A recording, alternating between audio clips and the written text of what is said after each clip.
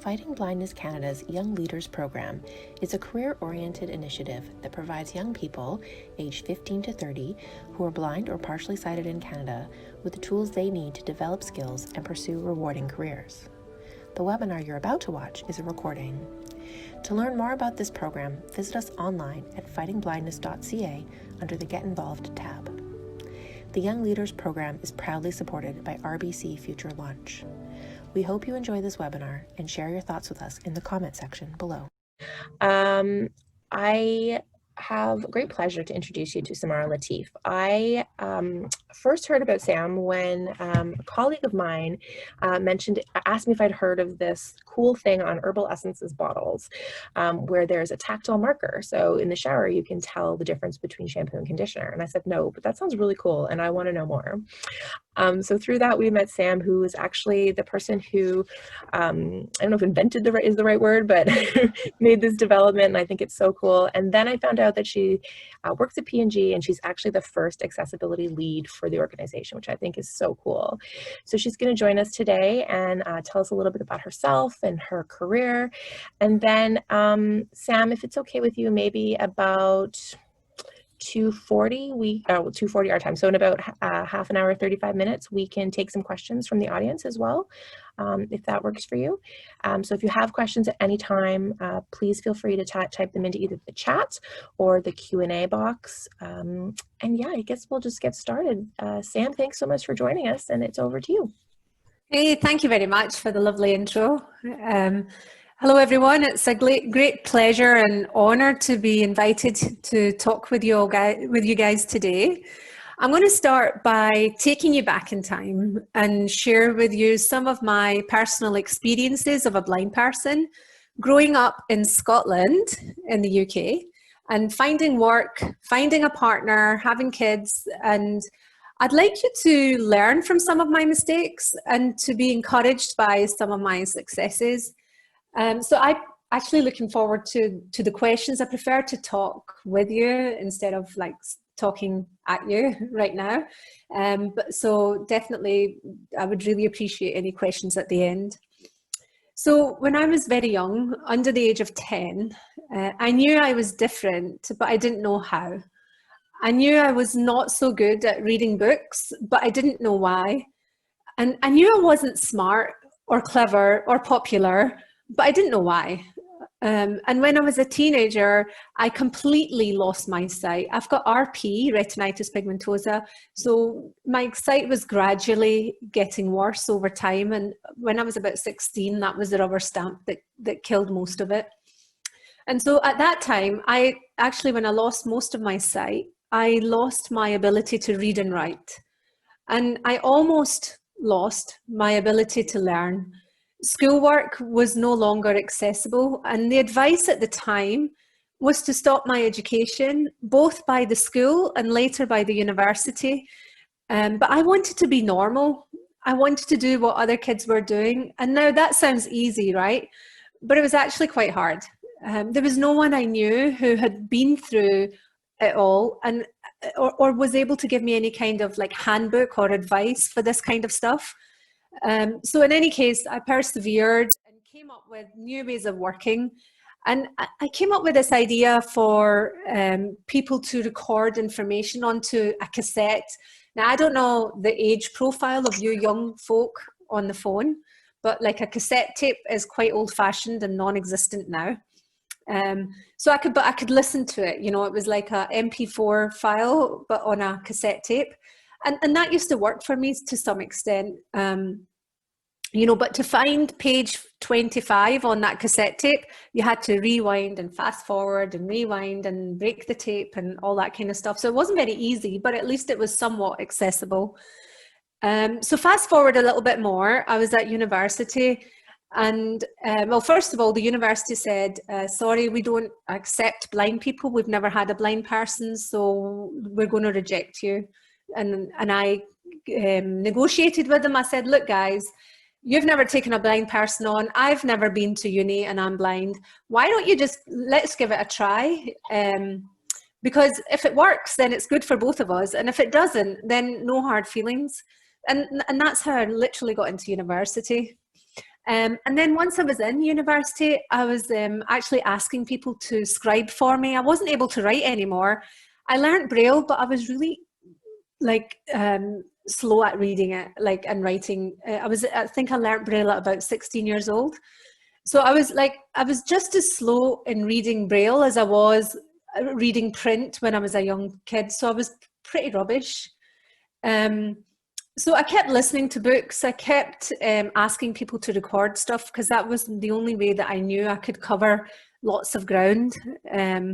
So I would really recommend, like, if you've never learnt Braille or if you're contemplating it, like, or if you've learnt it, I think you guys are really lucky, because I wish I had learnt it when I was a kid so I could be one of those fast Braille readers. I really admire those folk that can read Braille like sighted people can read print. I did manage to get through university, and my way of getting information was like this. I used to go to the bars, the clubs, the social places with sighted folk, and I used to ask them about, so this course, you know, this particular topic or essay or assignment, what do you think about it? And I used to get like 10 people's opinions and then form my own and write my assignment. And then you know, when I got to university in Scotland, we have a 4-year course. The first 2 years, I never disclosed to anyone that I was blind. So I used to hang out with people. I used to take their arm and pretend, you know, that I could see. And, you know, when we were out, when I wanted to know what guys looked like, I would ask my friends to rate them out of 10. You know, you've probably done all that kind of stuff. But I didn't realize I was getting this like reputation because I used to hang out with more girls. I used to hold their arms. Like people used to think I was gay. And then I decided that, you know, I was really reliant on other people and I didn't want to do that anymore. Like, you know, literally if I wanted to go to the shops, I couldn't go on my own because I couldn't see at all. And I didn't have a cane or a dog or anything. So people, you know, it was just really hard. So eventually in my second year of university, I just plucked up the courage to start using a cane just to get that independence. And I remember people were, all of a sudden I got this like influx of sympathy from people. It lasted maybe a couple of days and then people got used to it, but that opened up the world for me because now I didn't need to, you know, rely on another human being to get from A to B. I would just sort of figure it out. And even if I got lost along the way, strangers would help me because now they knew that I wasn't, you know, that I couldn't see. Because before people were mostly rude to me because they thought I wasn't paying attention. I would bump into them. So that was a big thing for me. Then when I wanted to work, I really wanted to work because I didn't want to be financially dependent on anyone. But I couldn't do the typical jobs like work in a restaurant or pull pints in a bar. So I somehow found myself with a telesales job. You know, those annoying people that call you up and try and sell you stuff that you don't need? Well, that was me. But 20 years ago, that was a new trend. And I used to be very good at selling things on the phone. And I sold things like kitchens and windows, cars. I even sold wills on the phone, believe it or not. Like I was able to get these jobs that nobody wanted to do. So, I mean, just imagine calling someone and saying, hello, Mr. Smith, ever thought about dying? Well, don't worry, invest in a will and you'll live happily ever after. That was my line. But to do this job, I needed to be able to read telephone numbers. So I actually employed someone to record the numbers onto a cassette for me. And I would pay them like £5 an hour. And I was also getting £5 an hour. But when their 1 hour gave me 3 hours of work. And now that I didn't realize then that it should have been my company paying for that adjustment, that accommodation. Back then, I just paid for that person to help me, but it really should be the company that you work for that pays for that kind of additional cost because of your disability. Then if you fast forward to the year 2000, I was offered a job with Proctor Gamble. Now, I don't know if you guys know that I'm actually first generation Scottish Pakistani. And in my culture, it wasn't the done thing for a young single girl to leave home unaccompanied. And when I applied to Procter Gamble, it was only because an agency, P&G, had made this intention to recruit disabled people, and they hired an agency to go and find them disabled talent. And so I got a call because I had already a job in Glasgow, and I was, I was perfectly happy doing what I was doing. But I got a call from this agency asking me to apply to Procter Gamble.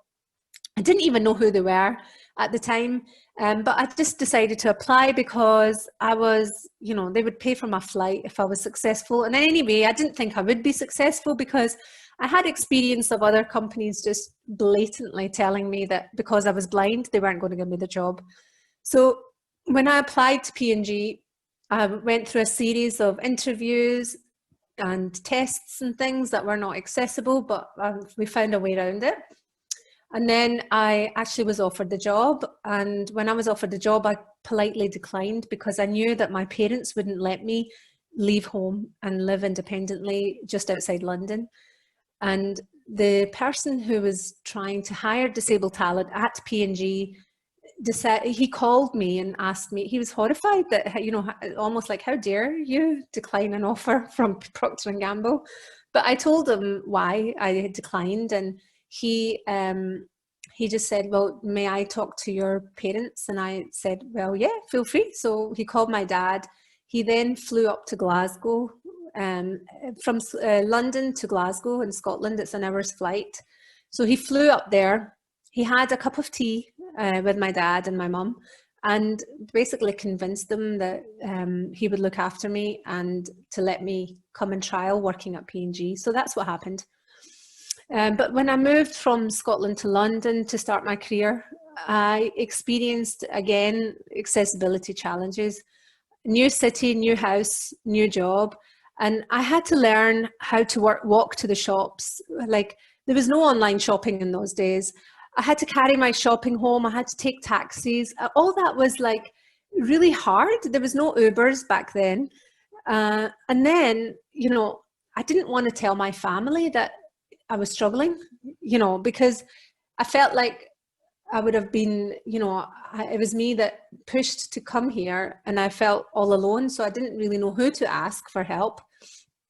And then to begin with, my job was tough. Things that, we take for granted were not easy. Like, imagine trying to send an email. It would take hours because JAWS, the talking software that I use, wasn't compatible with P&G's email systems. Browsing the internet, I just couldn't do it. Back then, there was some problems. JAWS would talk and then it would crash, and I had to restart my computer. But over time, things got better. Like, what happened was I decided that I was going to quit.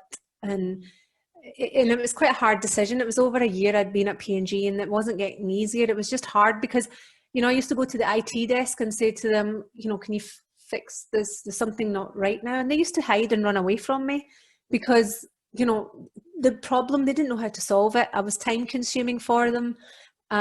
So they used to do a crap job, quite frankly, and they didn't want me there. So I said to my mentor at the time, like, I think I want to leave now.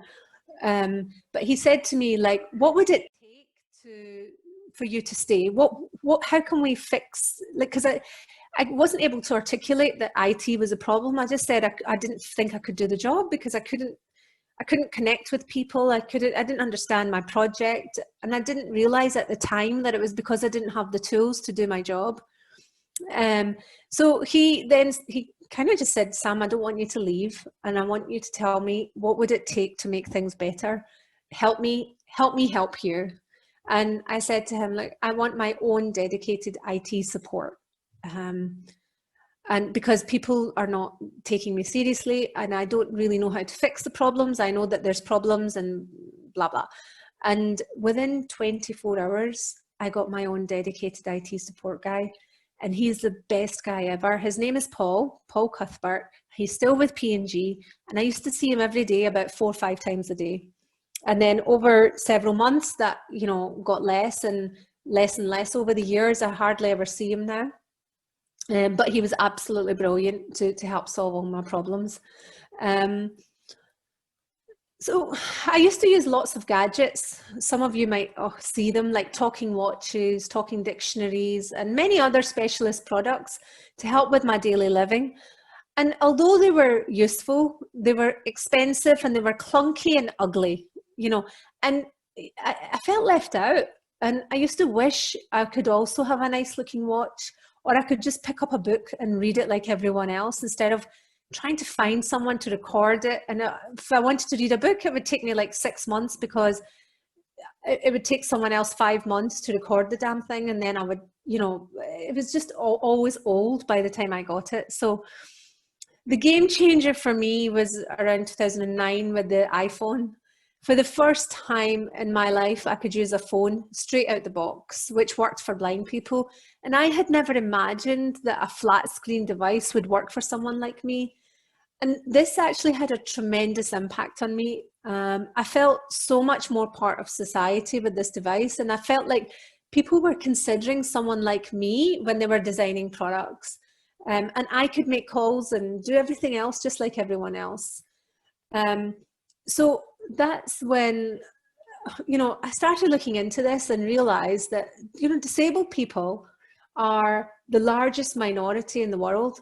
And I would argue that they're the least served minority as well. But they have a disposable income of around 8 trillion. And I started thinking that businesses have an opportunity to better serve these people and, quite frankly, grow their business as a result. And like, the other thing is that we know that people are living longer. And we know that, you know, people who are over the age of 50, more than a third of those people have one or more disabilities. And, you know, like, disability isn't just, you know, many people have it. It's not just a person in a wheelchair or a blind person, but disability, it falls on a spectrum. You know, at one end, you can be disabled for a temporary time.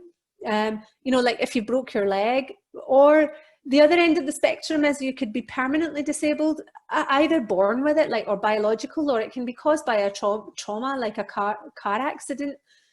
And the severity also is important. You know, you could be mild, like you could have dyslexia or wear glasses. And on the other end, it's really severe, like blindness or being in a wheelchair. So that helped me really, you know, that really helped me understand how I could bring this into P&G. Do you guys know P&G or brands, I wonder? So we've got like brands like Pantene, Head and Shoulders, and Aussie. We've got Gillette, Braun and Dawn, Olay, Old Spice, Tide, Downy, Always. Yeah, many brands that you're probably familiar with. And the start of my career at P&G was in the IT function. I worked as an IT leader for brands like Pampers, Olay, and Pantene. So I was just their, like, you know, IT leader for those brands. And I would identify opportunities for these businesses which would save them money or time through IT projects, like creating websites or simplifying their IT process, moving them from system X to system Y.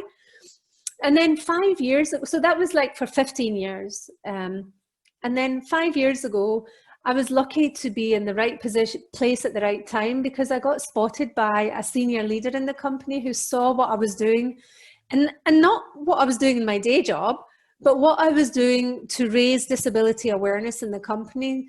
So I was trying to help people understand this business case I just mentioned. And I was asking people to take the disability challenge by experiencing our own P&G products and buildings and offices, and but with a disability. So I would get them to wear like arthritic gloves or glasses that simulated sight loss, and then to see what it was like to open a pack of Pampers, or to read, you know, to tell the difference between shampoo and conditioner. And actually this challenge had a tremendous impact on the leaders. They began to realize for the first time that these, you know, these needs that people have if they have a disability. And they started thinking about how we could better design our products, our packaging, our digital, how we can recruit better people with disabilities, and how we can help the community of people with disabilities. And the great thing is that they realize that when we design with people with disabilities in mind, we're actually creating more superior products. And, you know, and when I did that 5 years ago, when these senior leaders, including the chief executive officer of the company, he took this challenge. And when I said to him, hey, David, you know, have you ever thought about how we're going to best serve disabled people? How, you know, how many people are there in the market? If we design to delight these people, it will actually be a delighter for everyone. A week later, I was offered my dream job. And it wasn't, the title wasn't Company Accessibility Leader at the time, it was Inclusive Design Consultant. But last year, I was officially promoted into this role of Company Accessibility Leader. And while being in this role, I've been able to demonstrate to them, like, you know, this isn't new stuff. Companies, this has happened from a long time ago. You know, like the typewriter was invented because of a blind person. The internet was invented, one of the inventors of the internet was a deaf person. Your fingerprint unlock on your iPhone was because inspired by a blind person. So a lot of inventions in the world have resulted from people with disabilities. So I've helped to elevate the relevance of people with disabilities in creating new innovations in the company. So you know, there's a few examples in the industry as well that I don't know if you're aware of, like OXO, they do like the potato peelers that are easy to grip. Their business grew almost 30%, almost 2 decades, because they developed easy to grip tools for like potato peelers. And that inspiration was because of the wife of the leader of that business. She had arthritis in her hands and she wanted to make apple pie for her husband, but she found it hard to use the apple peeler. So the CEO decided to create an easy to grip potato peeler. And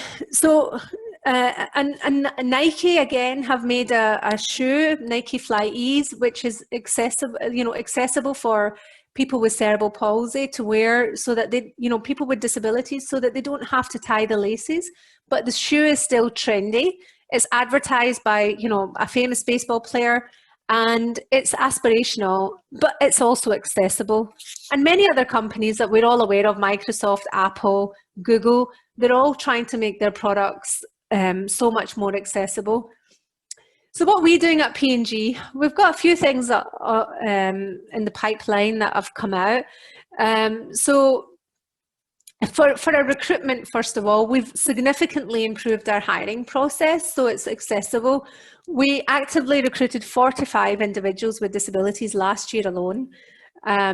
We've hired, you know, deaf people from a deaf-specific university, Gallaudet, in the US. We've recruited people on the autistic spectrum, and we've also, we're hiring many blind people in Egypt at the moment. So it's, you know, it's on fire, our recruitment, and I would really highly encourage people to apply. And if you do, let me know as well. So we launched the Herbal Project that Morgan referred to a couple of years ago. And, you know, it's been really well received by the blind community, and actually even sighted people who admit to having low vision in the shower. And that's been really nice to see. And my dream is that these tactile symbols, well, first of all, we need to improve the depth of them, because they're not, you know, they're not so strong when you feel them, but we're working on that. But secondly, I want these features to be on every single shampoo bottle, whether it's P&G or any other company, because, you know, sighted people use 100% of a label's real estate to see and read information about that product. But for blind people, we see nothing of the label. We always need to remember the shapes and the sizes and the types of bottles, and that can be tiring, frustrating, or when you forget or make mistakes. So I believe that if we invent a new tactile symbol, for every product type, it's going to make a massive difference for this community. And we're not putting, Braille, we're not replacing it with Braille, but we're putting it in, so that it's something that even Braille, people who don't read Braille can actually read, because it'll be easier to identify, because Braille is quite hard to learn for everybody. But this way, you just need to learn a shape for a particular product. So, and it's a bit like, on ATM machines, we've got the digit 5 has a little dot, or on your computer, the F and J key have a little line to help you orientate. That's how I think we want the hair care tactile symbols to be. And I don't know what your notes are like in Canada, but in the UK, they've actually introduced little tactile symbols as well on our 10 and 20 pound note, so you can differentiate money through touch. The other thing that we've done in some of our products is in our Olay brand, it was very hard to remove the inside of the cover disc. So when you have a jar of cream and inside there's a disc, well, our disc was very hard to grab, and not just for blind people, but for everybody. And we have now replaced that for a disc that's easier to pull off. And then we've got many other things in the pipeline that I cannot talk about yet, but there's stuff going on in this space to help blind people with product identification. And the thing that I'm putting in place is like a panel so that if P&G want to understand what we need as a blind community, we have experts people who have experiences from a blind perspective. So I'm trying to bring in people from the blind community to help take some of their ideas on board. So that's what I'm doing at P&G. The other thing that we've done is introduce Be My Eyes. So we've put our brands on Be My Eyes. I'm sure many of you might know, but just a quick definition of the Be My Eyes app. It's an app that you can download for free on your phone, and you can connect over a video with a volunteer anywhere in the world. So if you need help, like today I called Be My Eyes. I was at the gym and I needed help to turn on my running machine.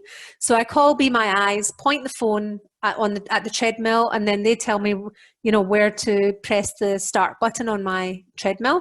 And I use that quite a lot. So what we did was we've actually put our brands on Be My Eyes so that P&G people can help you if you've got questions with any of our brands. If you have any questions on Pampers or Old Spice or Olay, you can call and talk to someone from P&G who may know a little bit more than a normal volunteer, and they'll know where to guide you if you've got any questions. So I think that's kind of all I can think of off the top of my head.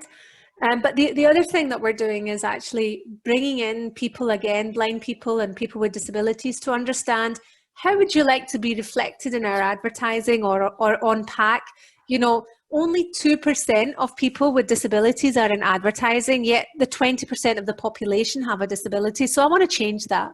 And I want to make sure that we are reflected in our advertising. So I'm working on changing perceptions and coming up with ideas where we can reflect our community in the advertising for P&G brands as well. And then I wanted to let you know that a couple of years ago, we added audio description or descriptive video services, as you might know it, in Canada to our advertising.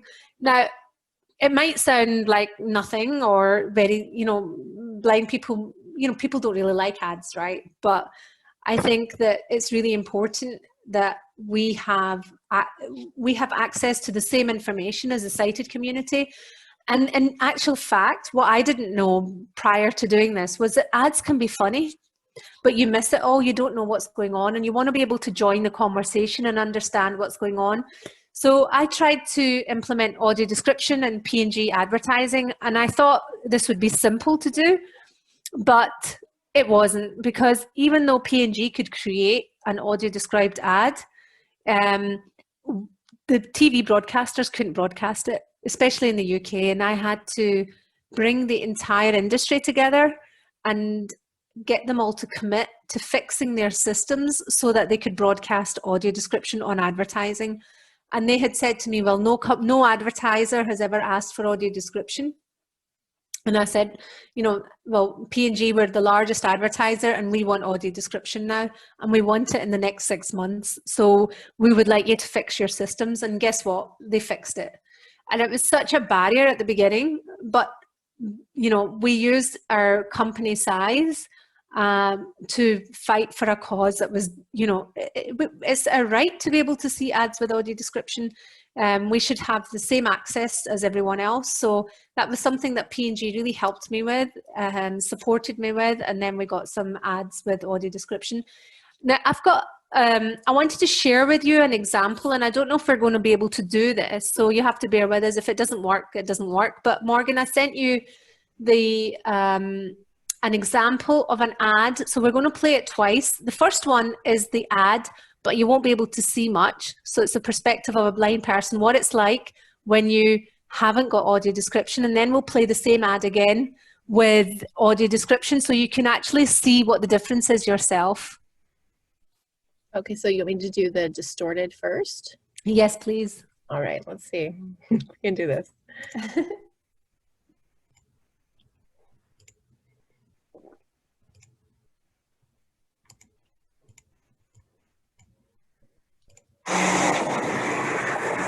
Yes, you can do it.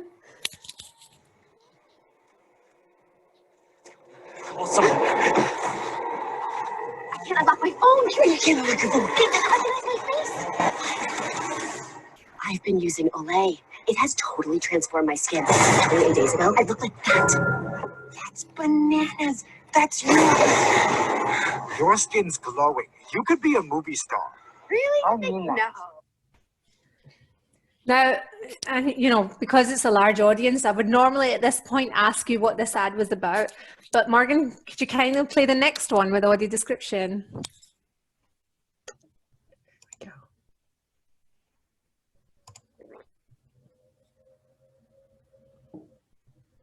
Villain stands in the rain watching a couple. The lights flicker and go out. Suddenly, the villain is inside their house. The couple runs screaming into the bedroom, locking the door. The villain searches for them while the woman picks up her phone. I can't unlock my phone. Sure, you can't unlock your phone. It doesn't recognize my face. She's Sarah Michelle Gellar. I've been using Olay. It has totally transformed my skin. 28 days ago, I looked like that. She points at a photo. That's bananas. That's you. The villain jumped on the bed. Your skin's glowing. You could be a movie star. Really? I mean that. No. Thanks, Morgan. So yeah, that's kind of what I've been doing, and I'll just open it up now, Morgan, to any Q&A. Perfect. Yeah, so if you have any questions, you can put them into the chat or into the Q&A. We have a question from Amanda in the chat. She says, does P&G hire Canadians or have offices in Canada? Yes, we have offices in Toronto, and yeah, we do. Our head office is in Cincinnati, Ohio, but we do have offices in Toronto as well. It's right down the street from me, so I know exactly where it is. So Rania asks, even with how amazing accessibility is coming to be at this time, it's still pretty hard at certain days. How do you deal with the difficult days? I just kind of accept, like, if I can do something, I'll do it. If I can find a way around it, I'll do it. And if I can't, I just accept it. It's tough, you know, it is really tough, but I don't know. I just, I've realized that you shouldn't just follow the rules blindly. If something doesn't work, there's always a way around it. So for example, you know, people will share their screen at P&G over meetings. I can't see that presentation. And yes, I can ask them to send me that presentation right before the meeting, but sometimes it's not accessible anyway. And I've just learned that, well, that's tough, but there's a way around it. I just tell I put the trouble on the presenter and say, sorry, I can't see that presentation. So you'll need to make sure that everything, you know, important is read out loud. So I kind of deal with it like that, if that makes sense. Absolutely. Amanda just reminded me too that if you want to ask a question over audio, you can also put up your hand, and then I can like give you the mic. So if you'd like to do that, you can do that as well. I have a question for you too. So what sort of if you had one piece of advice to give to people, to young people living with vision loss who are starting out in their career, what would that piece of advice be? I think don't be shy and try and find someone who is, you know, someone who's blind and successful, and build a relationship with them so that you can learn from them. I think that's really, really important, to have a network of people that you can call on to so you're not alone. And, you know, just don't take no for an answer. That's the other thing. Persistence is key. Awesome. So we have another question here. So Hamid says, I can appreciate P&G's commitment to hiring people with disabilities, but in the past, positions may have been available, but they may not have been desirable. So how does P&G manage to hire a large amount of people with disabilities while providing work which is meaningful? Well, we're taking people on into graduate positions through internships and then full-time hire. But I've always enjoyed the work I've done in IT. I think it really depends what interests you. There's multiple functions in P&G, from marketing, brand-related work, or finance, or research, or R&D.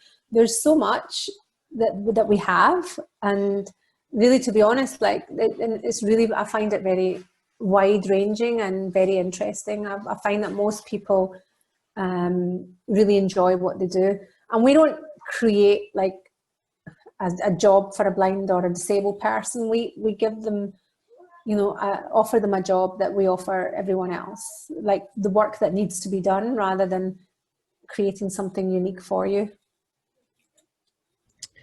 Excellent. We have a question from Patrick, and Patrick asks, how has COVID changed the work that you do? Do you think it's made things more or less accessible? Well, lately, I think the one thing that's tough for me personally is a lack of travel. So I was traveling a lot with my current job, and showing people in person some of the ideas that I have, and convincing businesses that they want to do X or Y, and now I have to do it over the phone. So in some ways it's quite accessible because I don't need to travel, and I'm having meetings on the phone. But I feel like, for me personally, the lack of human interaction, like the physical closeness to people, I don't like it as much. But on the other hand, I can go around the world in one day. Like on Friday, I had a meeting with Japan, and then the US in the afternoon, and Europe sometime in the morning. So, I'm a lot more accessible, but yeah, I don't like it as much. It's definitely a big change. I see Sophia has her hand up, so I'm gonna give you the talking permission. So if you want to unmute again. I wanted to ask a question. So P&G, right, for the jobs, what kind of accessibilities for, like, I don't know if this sounds like a good question, but what kind of accessibilities does it offer? Because I haven't applied for a job, and I do want to go for part-time. So if I consider this, like, what kind of accessibilities do they have for, like, totally blind users, and how can I be served if I do apply? I think we look at every individual and look at what their need is. So I, as a blind person, might have different needs to you as a blind person. So we have a process in place that will help to understand, what does Sophia need. If she's, first of all, you have to go through the recruitment process, and we will make sure that recruitment process is accessible. And then if you're successful and you join P&G, we will then have another assessment of what you might need. if you need to work part-time or flexible hours, or if you need a support worker, or if you need, I don't know, JAWS, we'll figure that out, what you need on a one-on-one. Great.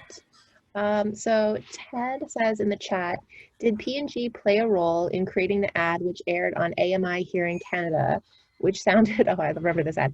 It sounded like a man and woman trying to deliver a baby. They were talking about how it wasn't going to fit and yelling something about needing to rotate it. It turns out it was showing the man and the woman trying to fit a couch through a narrow doorway. That's still hilarious. No, I haven't seen it. I don't know what. I remember that too, and it wasn't only on AMI, it was on regular TV. What was the ad? Does anyone know what brand it was? I think it was an ad for AMI. Like, it was talking about how important described video is, because without it, like, it really sounded quite intense, and it was just moving a couch. No, but if someone can send me it, I'd love to see it. I will definitely send it to you. It's a good one. Yeah, Rami is just confirming it was a AMI promo for it's accessible. Oh, okay. Oh, wow, that's cool. Okay, so we have another question. Nick is asked, have you considered contrast colors on your products for people with low vision? Yes. So one of the things that I'm doing at P&G is looking at inclusive design holistically. So from being able to identify the product, so that would be either through vision or through touch. And if it's through vision, we're looking at color contrast, font size. We're looking at also the language that we use. We're trying to keep it simple with words so that people who have got learning difficulties can also understand what we mean. And then we're looking at not putting pictures, words on top of pictures and things like that. So we're trying to make it very holistically accessible. Wonderful. I think this is the last question I have so far. So if anyone else has questions, oh, there's a few hands up actually. Let's go to a hand. I've got Henna here. I'm gonna unmute you, Henna, because you can now unmute yourself. Hi there. So for PNG, if you just type it in the search bar, it will come up as like that. Yeah, so if you want to look at careers in particular, you can search for, so the URL to get to our website is www.pgcareers.com, all one word, pgcareers.com. Or you can just type in P and G or Proctor and Gamble.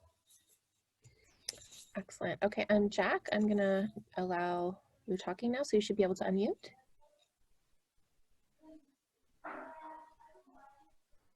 We can't hear you, Jack. Jack, are you there? You can unmute now if you'd like to ask over audio. Okay, we'll give him a second. I saw that he did type a question into the chat as well. So Jack said, I think he's back. There he is. Hey, sorry. That's okay. First of all, I want to just thank you for sharing your story. Really appreciate that.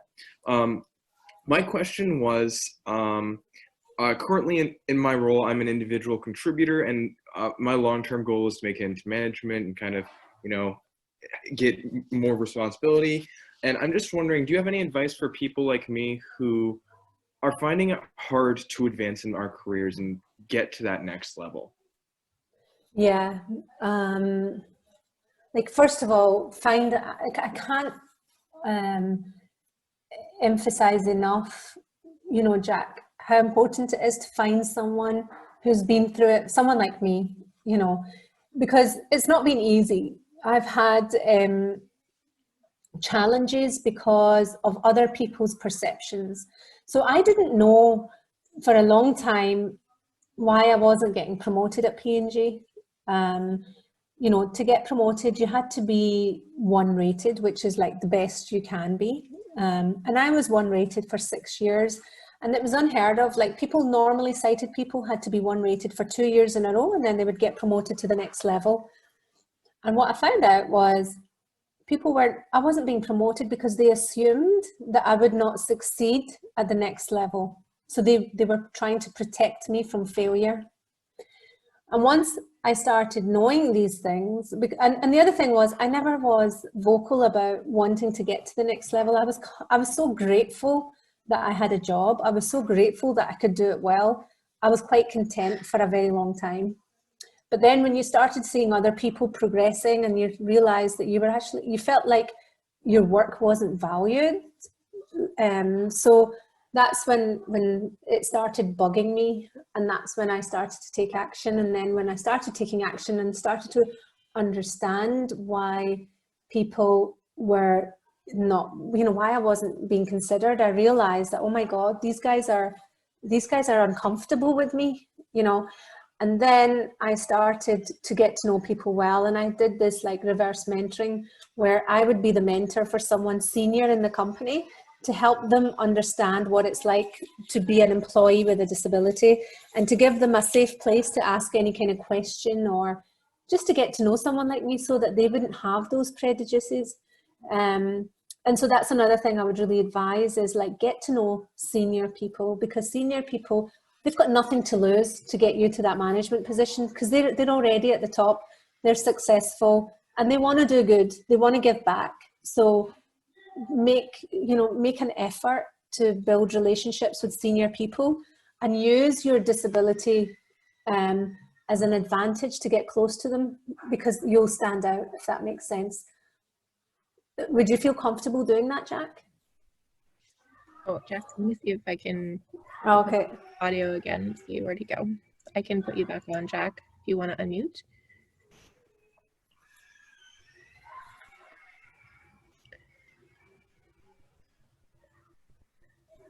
Are you able to unmute, Jack? I don't know if he's still got him unmuted here.